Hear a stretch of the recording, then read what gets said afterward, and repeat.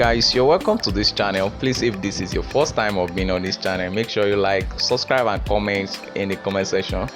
Tó bá jẹ́ pé ìgbà àkọ́kọ́ rẹ ní lórí channel yìí, ẹ bá wa like and subscribe, because when you like and subscribe, you'll be among the first that will be notified when this movie is out. It is titled Omi Ara, Your Sweat. It will be coming on Friday, September. The movie featured veteran cast like WumiToriola, Muideen Oladapo aka Lala, Kolade, Ayola Olaya, àti bẹ́ẹ̀ bẹ́ẹ̀ lọ.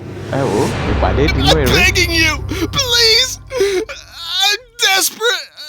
I don't know what to do. Please subscribe.